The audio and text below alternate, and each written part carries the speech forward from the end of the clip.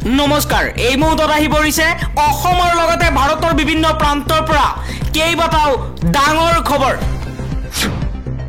এই মুহূৰ্তত জনাই আছো এটা ব্ৰেকিং নিউজ কিছু সময় পূৰ্বে শ্যামকানু মহন্ত আৰু সিদ্ধাৰ্থ শৰ্মাক গ্ৰেপ্তাৰ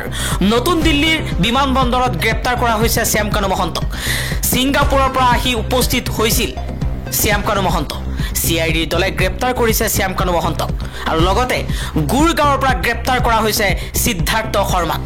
দুয়োকে গুৱাহাটীলৈ আনিছে CIDৰ দলে ধৃত সিদ্ধাৰ্থ আৰু শ্যামকানু মহন্তক হাজিৰ কৰোৱা হ'ব দণ্ডাধীশৰ ঘৰত পূজাৰ বন্ধৰ বাবে আদালতৰ সলনি দণ্ডাধীশৰ ঘৰলৈ লৈ যোৱা হ'ব জুবিনৰ হত্যাৰ মূল অভিযুক্ত সিদ্ধাৰ্থ আৰু শ্যামকানু মহন্তক গীতানগৰ স্থিত দণ্ডাধীশৰ ঘৰত হাজিৰ কৰোৱা হ'ব দুয়োকে দুইজনকৈ হত্যাৰ অভিযুক্তক গ্ৰেপ্তাৰ কৰাৰ পাছতে প্ৰতিক্ৰিয়া ব্যক্ত কৰিছে জুবিন গাৰ্গৰ পত্নী গৰিমা শইকীয়া গাৰ্গে সৰকাৰ আৰু ন্যায় ব্যৱস্থাৰ ওপৰত আমাৰ সম্পূৰ্ণ বিশ্বাস আছে গৰিমা শইকীয়াই এই মন্তব্য কৰিছে আজি 14 দিনৰ আৰক্ষীৰ জিম্মাত শ্যামকানু মহন্ত আৰু সিদ্ধাৰ্থ শৰ্মাক দিয়া হৈছে এতিয়া ডাঙৰ প্ৰশ্নৰ সৃষ্টি হৈছে তেওঁলোকক গ্ৰেপ্তাৰ কৰিলেই জুবিন গাৰ্গে ন্যায় পাবনে আজি 14 দিনৰ আৰক্ষীৰ জিম্মাত শ্যামকানু মহন্ত আৰু সিদ্ধাৰ্থ শৰ্মাক দিয়া হৈছে লগতে সিদ্ধাৰ্থ শৰ্মা আৰু শ্যামকানু মহন্ত গুৱাহাটীত উপস্থিত হোৱাৰ লগে লগে প্ৰতিক্ৰিয়া ব্যক্ত কৰিছে জুবিনৰ অনুৰাগীয়ে মৰমৰ জুবিন দাক মাৰি পেলালে সিহঁতে ইমান নিৰাপত্তা কি কাৰণে দিছে শ্যামকানু আৰু সিদ্ধাৰ্থ শৰ্মাক শ্যামকানু মহন্তক গীতানগৰত দেখি উত্তেজিত হৈ পৰিছে জনতা ন্যায় লাগে জুবিন তেওঁলোকৰ বাবেহে মৃত্যুমুখত পৰিছে চিঞৰি জুবিন গাৰ্গৰ অনুৰাগীসকলে ন্যায় বিচাৰিছে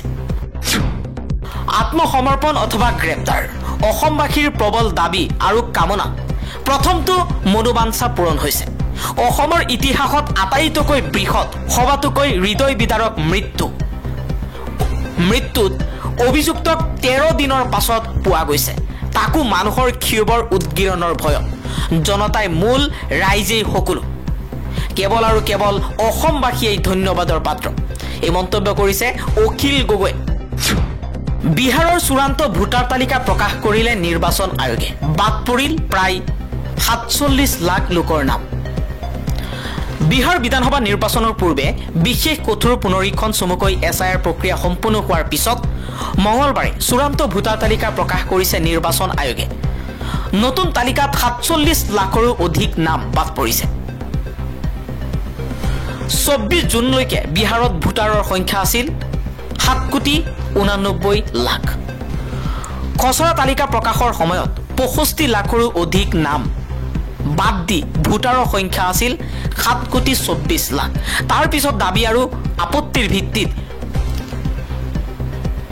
21,53,000 নতুন নাম সংযোজন কৰা হৈছে আৰু 3,66,000 নাম বাদ দিয়া হয় চূড়ান্ত তালিকাত বিহাৰত 30 সেপ্টেম্বৰলৈকে ভোটাৰৰ সংখ্যা আছিল 7,42 লাখ নেপালৰ পিছত এইবাৰ জেএনজিৰ প্ৰতিবাদ মাদাগাস্কাৰত চৰকাৰ ভংগ কৰাৰ ঘোষণা ৰাষ্ট্ৰপতিৰ নেপালৰ পিছত জেএনজিৰ প্ৰতিবাদে এইবাৰ ভয়ংকৰ ৰূপ ধাৰণ কৰিছে মাদাগাস্কাৰত জেএনজিৰ প্ৰতিবাদে হিংসাত্মক ৰূপ ধাৰণ কৰাৰ পিছত চৰকাৰ ভংগ কৰাৰ কথা ঘোষণা কৰিছে ৰাষ্ট্ৰপতি ইন্দ্ৰী ৰাজুলিনাই উল্লেখ্য যে দীৰ্ঘদিন ধৰি পানী আৰু বিদ্যুৎ সংযোগ বিচ্ছিন্ন হৈ থকাৰ বাবে অতিষ্ঠ হৈ প্ৰতিবাদত নামিছিল যুৱ প্ৰজন্ম সোমবাৰে টেলিভিছন যোগে দিয়া ভাষণত ইন্দ্ৰী ৰাজুলিনাই কৈছে যে যদি চৰকাৰে ন্যায়িক দায়িত্ব পালন কৰা নাই তেন্তে আমি আমাৰ ভুল মানি লৈ ক্ষমা বিচাৰিছো লগতে প্ৰতিবাদকাৰীৰ ওপৰত নিৰাপত্তা বাহিনীয়ে কৰা আক্ৰমণক গৰিহণা দিছো জুবিন গাৰ্গৰ মৃত্যুৰ ন্যায় বিচৰা প্ৰতিবাদকাৰীৰ ওপৰত দমনমূলক কাৰ্যক গৰিহণা কৰায়ত্তসকলৰ তাৎক্ষণিক মুক্তিৰ দাবী SFIৰ